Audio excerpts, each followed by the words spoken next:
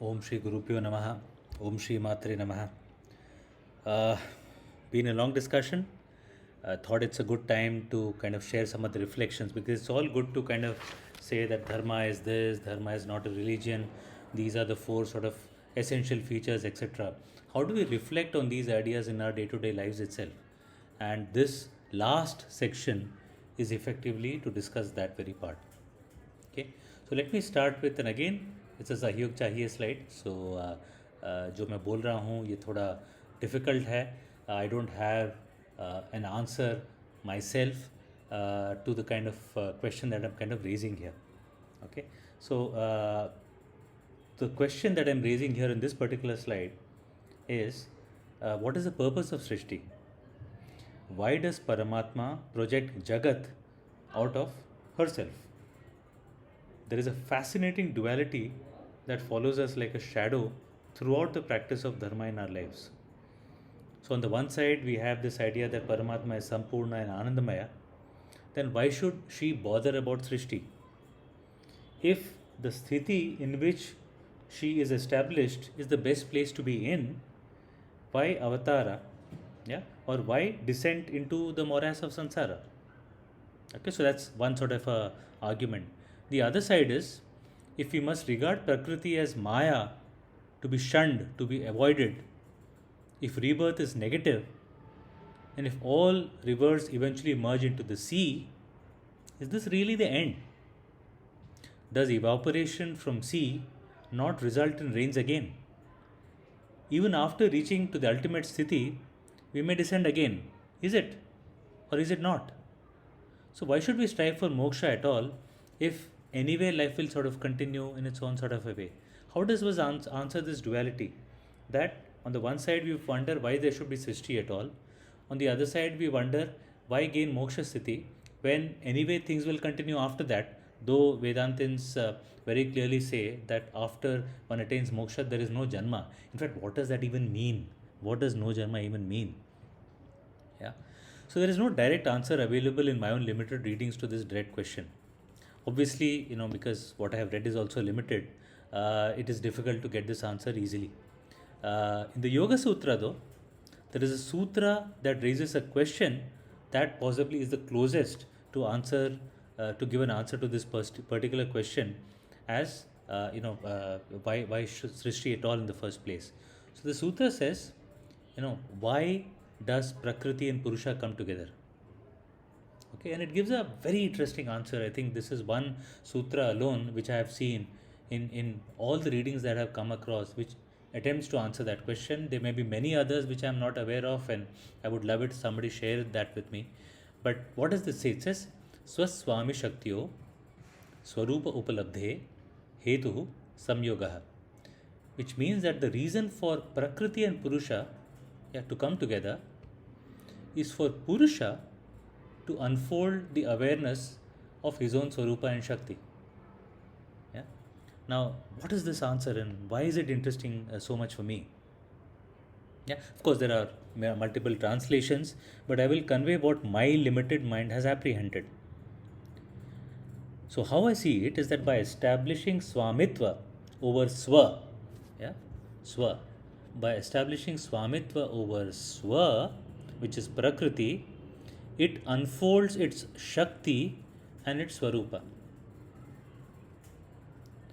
Okay, so what does this mean? We said earlier that Shiva looks in the mirror and realizes his own grandeur, his own Aishwarya, his own Shakti, yeah, his own Swatantrata Shakti, all of that he kind of realizes. He sees himself as Mahadevi, who possesses Aishwarya, Saundarya, and Srishti. So, Srishti then becomes an exercise of actualizing this Swarupa, and this is very important. Srishti then becomes an exercise of actualizing his Swarupa. So, projection of this Jagat is the essential nature of Mahadev himself. And from this vantage point of being in Satchidananda Sthiti, Brahma unfolds its essential Swarupa, which gets reflected as Vishwa. That is all. Yeah, there's nothing more to it than that. And what does it mean for me? It probably means that every anubhava I indulge in is an opportunity to know myself, my own Swarupa. So if I reach a base camp, I know my Shakti in terms of my physical endurance. If I take part in sports, I know my Swabhava in terms of the mental endurance and ability to remain in balance if and when I attain fame. If I am rich, I will know whether I possess karuna towards others like the karuna shown by Sri Mata herself. If I am poor, I know whether I am capable of remaining in Sachidananda Sthiti and observe my own poverty as another Anubhava. It's really as simple as that. As long as I am situated in full awareness of my Paramatma Sthiti, unfolding a Swarupa keeps me in a state of Ananda. Okay, the bhashya given by various bhashyakara to this sutra is also very interesting. They say that every anubhava, and by this I mean every anubhava, we get an opportunity to experience our swamitva over prakriti, yeah, as well as to know our own swabhava. Both of them happen. It's available for all of us to see. And this alone is very powerful because my talk to you, your action of listening to me, our act of eating food, our act of going for a travel, in all these individual anubhava, our Shakti and Swarupa is visible for all those willing to see. But have we attained the necessary Sukshma Buddhi to witness this obvious truth? Of course, that is the sort of Sahasra Koti question, right?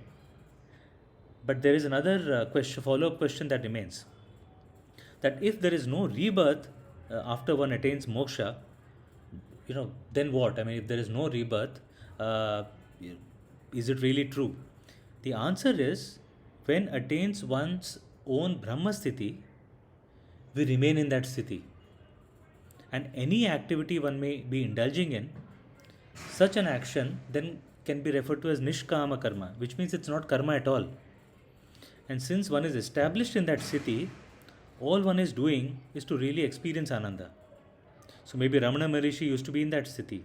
And therefore, unlike us, where our life can be termed as a Janma, for such a one, life is a Leela. Therefore, distinction between Pravriti and Nivriti, and which is what I wanted to kind of convey here, which is on the right hand side, we have the Pravriti, which is the external orientation of dancing, eating food, traveling, clothes. That's the Pravriti aspect. Nivriti is to kind of withdraw into oneself into a quiet place and do dhyana, etc. Frankly speaking, these distinctions will apply to a Laukika. Okay, will not apply to one who is in the Paramartha Siddhi. For that person, both Nivritti and Pravriti is just a Leela. And frankly, even as a sadhaka, seeing Anubhava of a Pravriti type as lower and Nivritti type as higher is an expression of Ajnana itself. Because in both modes, there is an opportunity to know oneself. Okay, because this whole Swamitva over Prakriti, once we attain that, all we're doing is to witness our own Shakti and our own Swarupa. As Shiva does when he looks at himself in the mirror, he sees Mahadevi, right? Therefore, this sutra to me is a fascinating alambana, a support for me to hold on to. All questions in terms of purpose of Srishti, distinction between Janma and Leela, etc., all of them become clear to me, of course. And hopefully, I'm clear enough. Of course, I hope my clarity is a valid one. Yeah, if there are better sutras, shlokas, bhashyas, etc., one is aware of, I'm all ears. Yeah, but I wanted to share this with all of you because I thought this is something that is very useful for a sadhaka. The other one is this thing of everything in samsara being a dukkha. And if you read translations, especially the modern ones, it says the whole dharmic perspectives, Bauddha as well as Sanatana, they are pessimistic because they see experience of life as a dukkha. But guess what? That's not what they're saying. Why do I say this? So all they say is that life in samsara has four kinds of dukkha. Firstly, dukkha does not mean unhappiness or sorrow alone, though that is indeed one meaning. Dukkha effectively means limitedness. So there is dukkha produced by parinama. Okay, parinama means change. So parinama means transformation, change, or consequence. Everything keeps changing, nothing lasts, no joy stays long, an absence of our ability to keep happiness continuing makes samsara an abode of dukkha. So that's what they're saying. The changing aspects is what keeps sansar life as an abode of dukkha. Then there is dukkha produced by tapa, and there are three kind of tapa, which is adhyatmic tapa, which are produced in one's own body and mind because of illness, injury, etc. There is adhibhautika tapa, which is mosquitoes, animals, enemies, neighbors. All of those are the sort of bhautik tapa, and adhidaivaka tapa, which is produced by nature, environment, storms, floods, etc. Tapatrayam touches all of us, and therefore samsara becomes an abode of dukkha. Yeah, because it's in our inability to save ourselves from these three tapa is what the sansari experiences, right? Then there is dukkha produced by samskara. So whereas samskara ripens as a karma and fructifies, one has then the anubhava of raga and dvesha, yeah, pleasure and pain. Desire for pleasure is something that pulls us towards it. Aversion for pain makes us run away from it, and these again trigger these latent sanskara which fructify to again do karma on a continuing basis. Yeah, because we go for pleasure because of a past smriti of lada or happiness, or we avoid pain based on in the past smriti of the past paritapa. Smriti, which are there present within our persona, they generate fresh craving and aversion and desire to recreate past pleasurable anubhava come about. And there is this constant lament for past pleasure and hankering for pleasure, one does not possess. So, dukkha produced by sanskara is the third kind of dukkha. And the fourth is the dukkha caused by flux in guna. As I mentioned, triguna are the building blocks, okay, at both the brahmanda and the pindanda level. Guna keeps changing, therefore, whole of universe, including our own minds, are in a constant state of agitation. And this constant change in guna, okay, keeps the occupants within samsara very full of stress because the life is sort of unpredictable.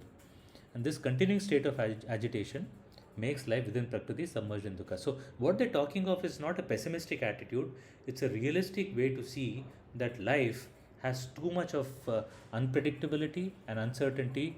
For sometimes it can be seen as an adventure, but this unpredictability creates a lot of stress and keeps us away from knowing our own Swarupa. So that is one important idea within Dharma which I thought is worth sharing. This is taken from the Yoga Sutra.